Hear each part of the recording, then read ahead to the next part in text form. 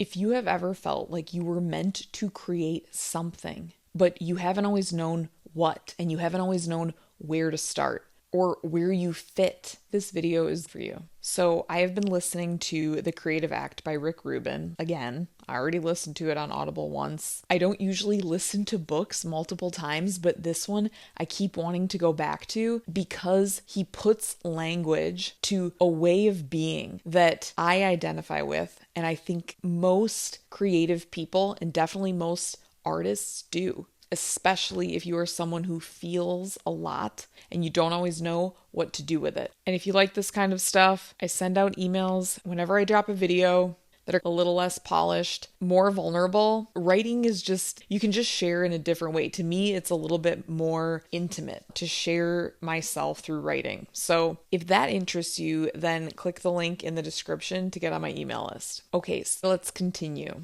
The first quote is, "Look for what you notice, but no one else sees." That's your job as an artist, as a creative. I think we get caught up in, what am I going to make? And we forget that the raw material is already there. It's what we're observing. It's what we're feeling. It's what we're experiencing. It's what we're noticing. For me, the type of creator that I am, being exposed to different ideas, different perspectives, that triggers my own kind of creative juices, and I get really stimulated by ideas. Those are the things that I'll notice, people's perspectives, like how they look at certain topics, how they discuss certain things, how they relate to other people, how they relate to the broader culture. That's really interests me, and the creative impulse kind of emerges from that type of stimulation. For other people, for a painter or a sculptor, it could be noticing the way the aspen leaves quiver in the wind.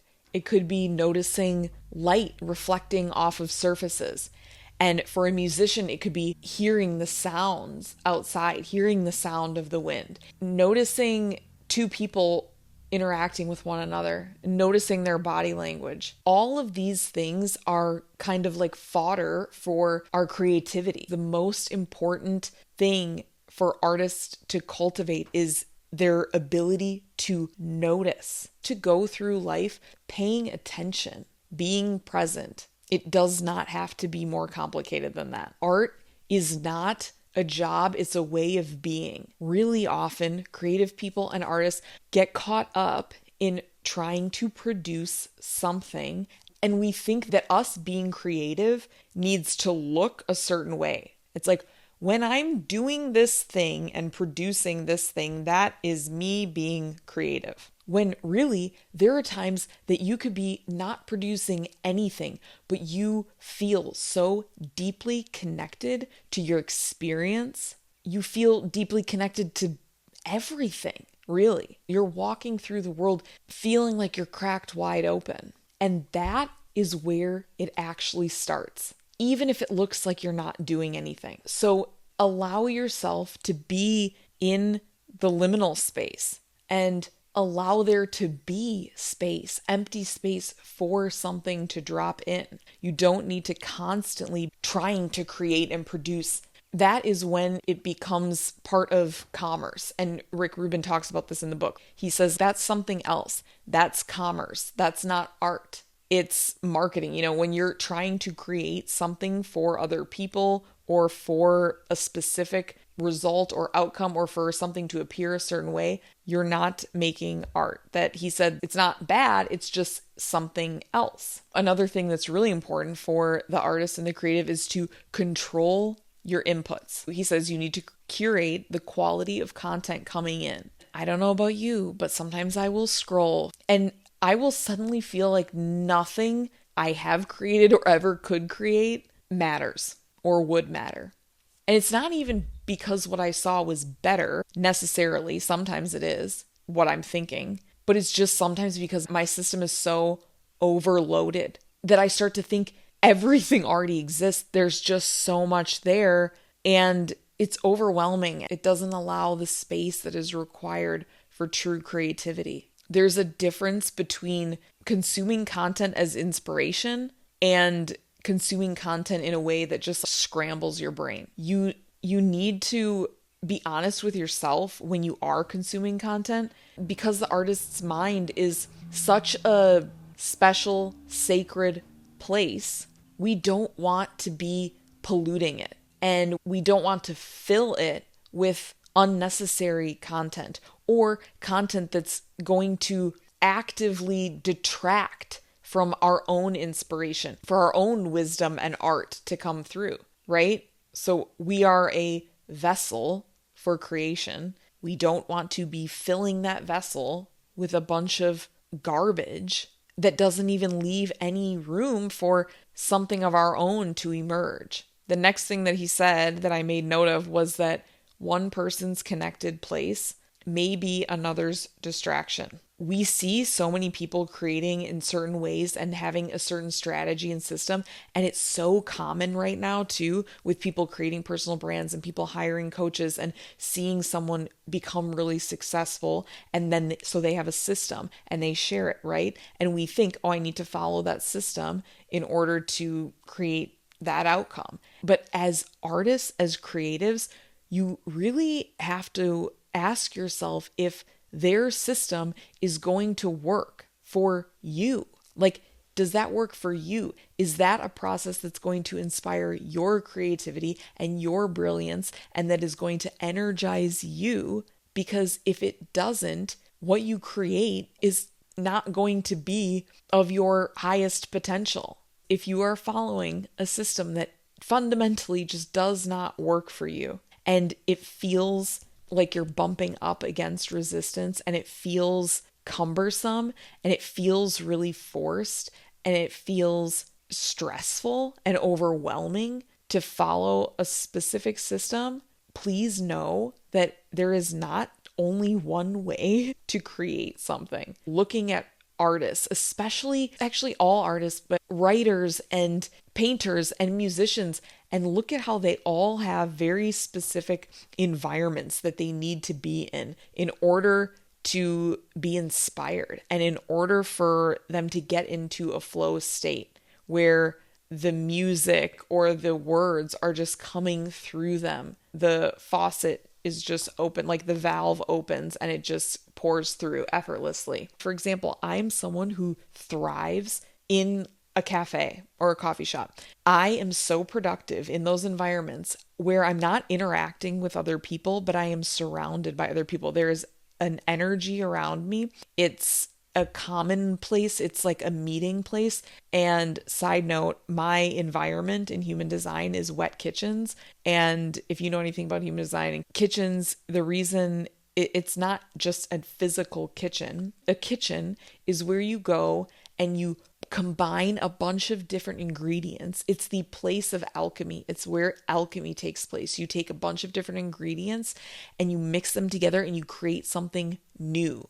It's like turning lead into gold. You're turning all these different ingredients into something. And it's the place where people come together and create something new. And it's a more vibrant, active place. So it makes sense that I love sitting and hanging out in coffee shops. I could have the best setup in the world at home, the best office, the best setup for everything, for filming. And I do film at home, obviously, but for editing and for publishing my videos and for writing descriptions and everything else, even responding to emails and just ideating, I will just leave home. It doesn't matter what time it is. It doesn't matter what the weather's like. I need to go sit in a coffee shop. But for a lot of people, that might be horrible. And, you know, for obviously a musician or a painter who probably want a place where you're more isolated. I'm sure there are a lot of musicians who like to have their friends around or other people in the studio to collaborate with and to talk with while they're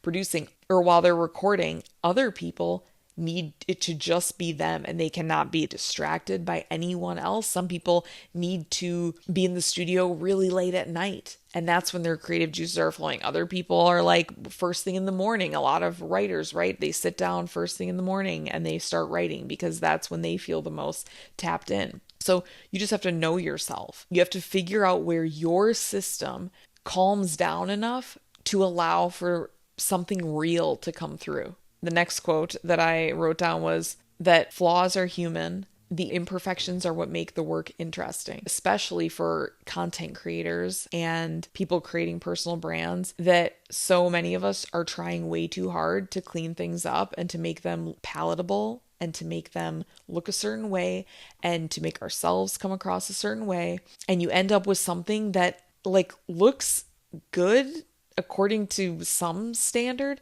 but does not look good when the standard is authenticity, which is the gold standard for creating a personal brand, if you ask me. So you want what you're creating to feel like something. You want people experiencing it and the people consuming your content to feel something.